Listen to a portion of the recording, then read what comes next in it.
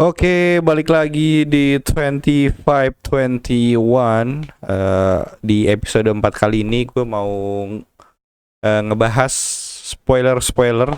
Mungkin gue ngelakuin ini ya. Kayaknya nggak ada deh YouTuber yang nonton series tapi dia ngomonginnya per episode gitu.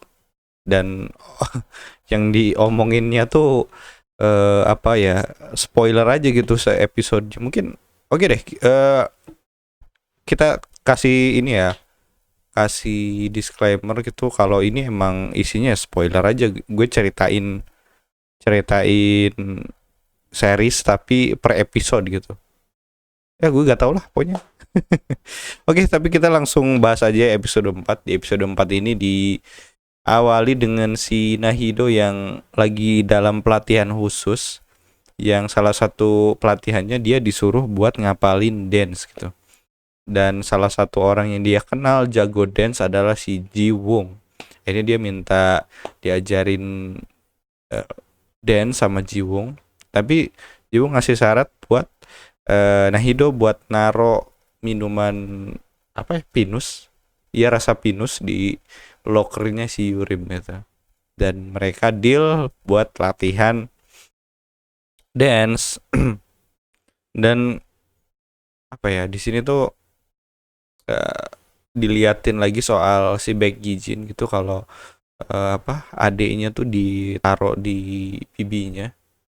Dan ternyata mobil merah yang ada di episode 2 itu yang keren pada masanya tuh ternyata gak dijual tapi ditaruh di rumah bibinya gitu. Dan di sini tuh diliatin juga perjuangan si Becky Jin yang kembali gagal buat apa ya, dapetin pekerjaan dia sebagai karyawan, karena memang mungkin di masa itu sulit banget ya, karena dia statusnya mahasiswa dan belum lulus gitu.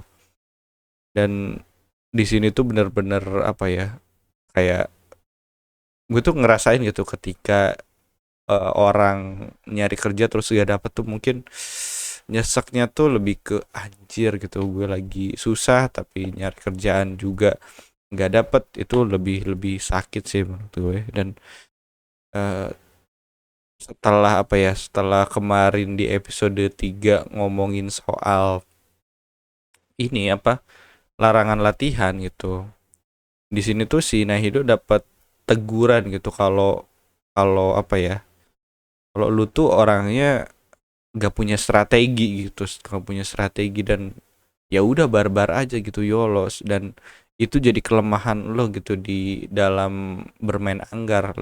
Main anggar tuh bukan cuman teknik tapi lo juga harus bisa strategi, sehingga Hinahido ternyata punya apa ya, punya cara gitu biar dia bisa latihan malam gitu. Dan cara yang dia lakukan adalah, gue kira tuh dia mau ngajak berantem gitu senior, mau barbar aja kayak Nahido biasa. Ternyata si Nahido mohon-mohon biar semua orang yang di situ tuh biar latihan bareng semua gitu. Dan dengan kayak gitu, senior kan emang nggak mau latihan malam gitu, tapi dengan desakan kayak gitu, ya udahlah, lu aja deh yang latihan malam, gue mah enggak gitu. Akhirnya dia diizinin buat latihan malam tanpa adanya baku hantam gitu. Menurut gue itu pinter banget sih, pinter banget. Nah Hido dia bisa mikir kayak gitu. Dan apa ya, setelah dia bisa latihan, si Yurim juga seneng gitu, dia juga ternyata bisa latihan juga gitu. Tapi di sini si Yurim dilihat lagi soal kedekatan dia sama apa ya, sama si ini, sama si Becky Jin. Dan si Yurim disuruh sama emaknya buat nganterin makanan, tapi tanpa sengaja dia ketemu sama si Jiwong yang bareng satu bus gitu. Ternyata si Jiwong juga mau nganterin kotak makanan gitu ke alamat yang sama, yang mana dia mau nganterin ke si Sewan, karena kan emang udah temenan dari kecil kan, dan keluarganya juga udah deket gitu. Dan di sini scene di bus ini menurut gue lucu banget gitu, kayak bener-bener kayak PDKT masa SMA gitu. Dan berbunga-bunga terus senyum-senyum tipis mereka berdua tuh, gue tuh senang banget sama scene-scene drakor gitu. Dan emang di drakor kan scene bus tuh kayak ikonik banget itu, ada di bus, ada di rumah sakit, di kantor polisi tuh pasti pasti ada gitu di drama Korea. Dan disinilah gitu awal mereka berkumpul sebagai geng 2420 2521.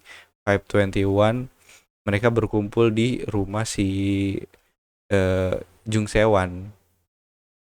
Mereka bertemu gak sengaja, yang mana ketika apa ya, si Nahido sama si Baek Jin dan si Yurim sama si Jiwon barengan ketemu di di rumahnya si Sewan gitu. Dan di sini apa ya, mereka tadinya ya biasa gitu, kontranya siapa lu, ceritain satu sama lain. Dan akhirnya mereka istilahnya saling mengenal lah di situ. Awal-awalnya tuh dia ternyata kumpulnya di rumah si Sewan ini. Dan ada yang menarik itu, gue kan kalau abis nonton drama Korea pasti buka Twitter, dan ada satu teori yang menurut gue agak apa ya, agak agak agak lumayan ini, agak lumayan jadi perdebatan, karena teori ini tuh memecah belah dua kubu penonton. Ya itu teorinya si Becky Jin tuh ternyata udah meninggal, karena pas scenes di foto mereka barengan itu balik lagi alurnya ke masa sekarang. Kalau si ibunya si Nahiro tuh ngasih tahu ke si Mince, ini si Becky Jin nih, ini ibu lo gitu. Eh, dan si ibunya si Nahiro bilang kalau tadi kemarin gue tuh udah ketemu si Becky Jin. Ini ada dua persepsi, antara emang ketemu langsung atau emang ketemu kuburannya gitu. Jadi ada teori lah muncul kalau si Becky Jin udah meninggal. Tapi selain apa ya, selain Becky Jin, di sini adalah yang di episode 4 ini ya, ada alasan kenapa si Yurim tuh jadi apa ya, jadi segitunya sama si Nahido gitu, kayak orang benci banget. Selain si Nahido ini emang saingan dia dari kecil, di sisi lain si Nahido tuh kayak punya beban gitu, kalau dia tuh gak mau dikalahin sama orang lain gitu, dan gak mau posisinya terancam. Dan itu diliatin di scene ketika dia makan bareng sama ayahnya, dan dia ngerasa kalau gue tuh udah menang emas, dan gue gak mau hilang tuh apa ya, predikat ini gitu. Dan mungkin itu salah satu alasan kenapa dia benci sama Nahido ya. Dan setelah pelatihan khusus yang panjang, akhirnya Nahido apa ya, dikasih inilah sparring sama gurunya. Dan abis sparring ya obviously dia kalah. Tapi ya itulah, setelah itu si Nahido dapat banyak pelajaran. Dan biasa dia lanjut lagi latihan sampai malam. Dan episode ini ditutup sama Becky Jin yang ketemu sama Nahido. Dan di sini menurut gue scene ini romantis banget sih, Mak. Kenapa? Nah, apa ya, gak tau kenapa sih Becky Jin tuh kayak support penuh banget sama si Nahido. Dia supportnya tuh bener-bener kayak dia ngelihat mungkin dirinya di usia 18, biar si Nahido gak end up-nya gak kayak gue gitu, di sisi lain gitu. Tapi dari apa ya, dari kacamata romance nih bener-bener adegan bagus ketika lampu mati, terus mereka hanya diterangi oleh cahaya yang dari mesin anggar. Itu keren banget sih. Dan gue gak sabar banget buat nunggu episode selanjutnya, karena pasti bakal makin seru sih. Karena latarnya kan memang di tahun 298 gitu, yang mana gue baru lahir. Dan di sana emang apa ya, kayak ada scene dulu tuh di episode 2 apa satu gitu, ada yang ya, gurunya main Tamagotchi, terus main di warnet yang gamenya tuh bener-bener game, ya game pixel gitu, kayak anjir lah gitu, kayak flashback gitu ke masa-masa itu. Dan beneran dimana teknologi itu tuh, kalau lu udah punya teknologi ya mas, itu